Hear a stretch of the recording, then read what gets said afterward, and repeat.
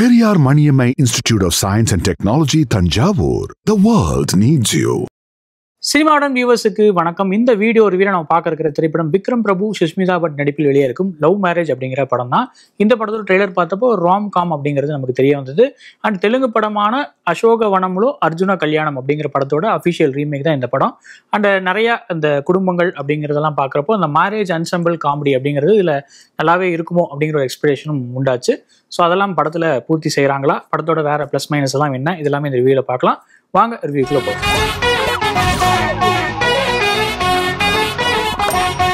படத்தோட ஒன்லைன் என்ன அப்படிங்கிறத பார்த்தலாம். விக்ரம் பிரபுக்கு 33 வயதாயும் கல்யாணம் ஆகலை அப்படிங்கிற வருத்தம் அவங்க குடும்பத்துக்குமே அந்த வருத்தம் இருக்கு.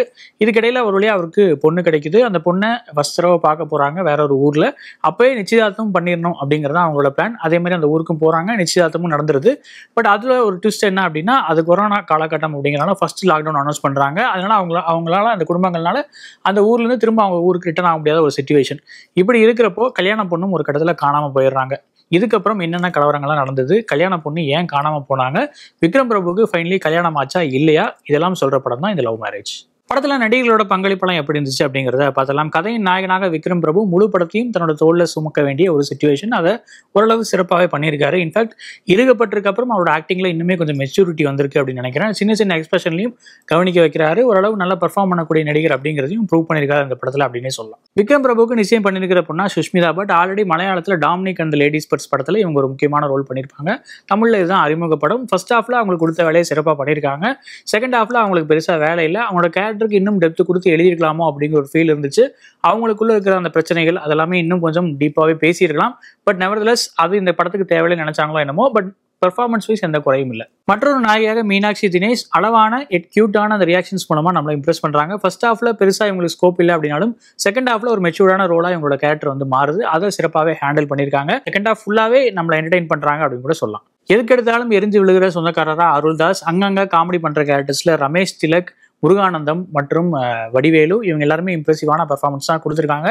பட் இந்த மாதிரி ஆக்டர்ஸ்லாம் வச்சுட்டு இன்னுமே கொஞ்சம் நல்லா ஃபுல் ப்ளோனா காமெடியாக எடுத்துருக்கலாமே அப்படிங்கிற ஒரு ஃபீலுமே இருக்கு. இந்த ஆக்டர்ஸோட பொட்டன்ஷியலை இன்னுமே கொஞ்சம் யூஸ் பண்ணிருக்கலாம் அப்படிங்கிற குறையும் நமக்கு இருந்துகிட்டே இருக்கு. ட்ரெய்லர்லேயே காட்டப்பட்டு விட்டு சத்யராஜோட அந்த கேமியோக்கு படத்துல பெருசா எஃபெக்ட் இல்லை. பட் டுவர்ட்ஸ் எண்ட் வர இன்னொரு கேமியோ ரோல்ல ஒரு சர்ப்ரைசிங் இருக்கு.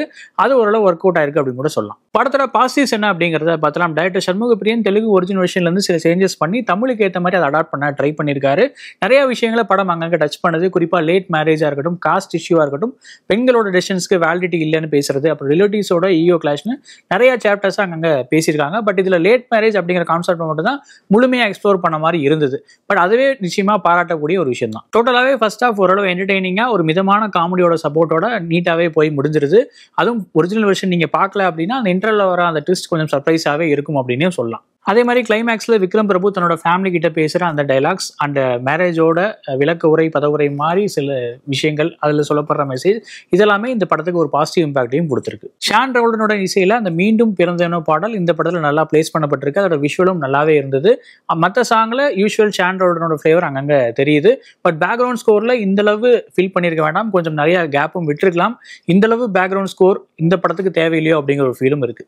மதன் கிறிஸ்டோபரோட கேமரா அண்ட் பரத் விக்ரமனோட எடிட்டிங் ஒர்க் இந்த படத்தை கலர்ஃபுல்லா மாத்தி இருக்கு. நிறைய விஷுவல்ஸை நீட்டா ப்ரெசென்ட் பண்ணியிருக்காங்க. படத்தோட குவாலிட்டியிலும் எந்த பங்கமும் இல்லாம பார்த்துருக்காங்க இந்த காம்போ அப்படின்னே சொல்லலாம். படத்துல இதெல்லாம் பெட்டரா இருந்திருக்கலாம் அப்படிங்கிறத பார்த்தலாம். ஃபர்ஸ்ட் ஆஃப் ஆல் இந்த ஸ்கிரிப்டுக்கு ஏற்ற ஃபுல் பொட்டன்ஷியலோட ஸ்கிரீன் பிளே இல்லையோ அப்படிங்கிற ஒரு ஃபீல் இருந்துட்டே இருக்கு. அதுவும் இத்தனை நடிகர்களை கூட்டிட்டு வந்து இவ்வளோ விஷயங்கள் பேசி ஒரு ஃபுல் ப்ளோன் காமெடியாக அதை மாற்றிருக்கக்கூடிய பொட்டன்ஷியல் இருந்தும் ரொம்பவே அடக்கி வாசிச்ச ஃபீல் தான் இருக்கு. ஃபர்ஸ்ட் ஹாஃப்ல அங்கங்கே காமெடி சில இடங்கள்ல டேப் பண்ணி கொஞ்சம் எக்ஸ்ப்ளோர் பண்ணாலும் செகண்ட் ஹாஃப் ரொம்பவே ஃபிளாட்டாக போயிடுறது இந்த படத்துக்கு ஒரு பெரிய மைனஸ்.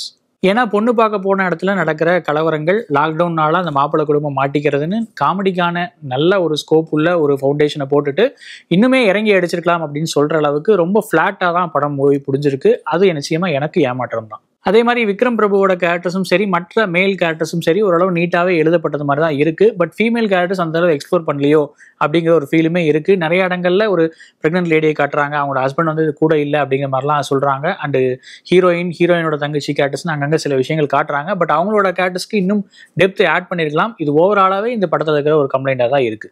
அண்ட் கொரோனா லாக்டவுன்ல மாட்டிட்டாங்க அப்படின்னு சொல்லிட்டு மார்க்கெட்ல அவ்வளோ க்ரௌடோட ஒரு ஃபைட் சீன்லாம் வச்சிருக்காங்க. அது எந்த லெவல் லாஜிக்குன்னு தெரியல. ஒருவேளை இந்த லாக்டவுன்லாம் அந்த ஊர்ல மதிக்க மாட்டாங்க அப்படின்னா மாப்பிள்ளை வீட்டுக்காரங்க தாராளமா கிளம்பி எப்போ சொந்த ஊருக்கு போயிருக்கலாமே அப்படிங்கிற ஒரு கேள்வியும் லாஜிக்கான விஷயமும் நம்ம கேட்க தோணுது. அண்ட் அருள்தாஸோட கேரக்டர் என்ன அப்படின்னு எக்ஸ்பிளைன் பண்றதுக்காக வைக்கப்பட்ட சில வசனங்கள் தொடர்ந்து ரிப்பீட் மோட்ல படம் ஃபுல்லா ஒழிச்சிட்டே இருக்கு. அவர் சொல்ற வர இன்டென்ஷன், அவரோட கேரக்டர் எப்படிங்கிறதெல்லாம் நமக்கு கன்வே ஆனதுக்கு அப்புறம் திரும்ப உமன் அபியூசிவ் டயலாக்ஸ் படத்துல இடம்பெற்றுட்டே இருக்கு. இதை நிச்சயமா தவிர்த்திருக்கலாம்.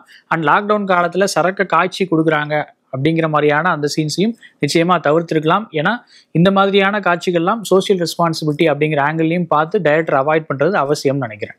படத்தோட ஓவரால் வெர்டிக்ட் என்ன அப்படின்னா, நிச்சயமா பொட்டன்ஷியல் உள்ள ஒரு ஒன்லைன் தான். ஸ்க்ரீன் பிளேல கொஞ்சம் டவுன் பிளே பண்ணிட்டாங்க அப்படிங்கிறது மட்டும் தான் இந்த படத்தில் இருக்கிற பெரிய சிக்கல்.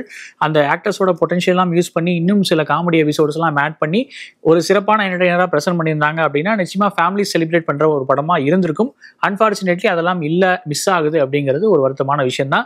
அதனாலே இந்த படத்தை நான் வந்து பிலோ ஆவரேஜ் அப்படிங்கிற மாதிரி ரேட் பண்ணுவேன். ஒருவேளை இந்த படத்தை நீங்க பார்த்துருந்தீங்க அப்படின்னா உங்களோட வியூ என்ன அப்படிங்கிறத கமெண்ட்ல சொல்லுங்க. வேற ஒரு வியூ உங்களை மீட் பண்றேன். நன்றி, வணக்கம். Periyar Maniammai Institute of Science and Technology, Thanjavur. The world needs you.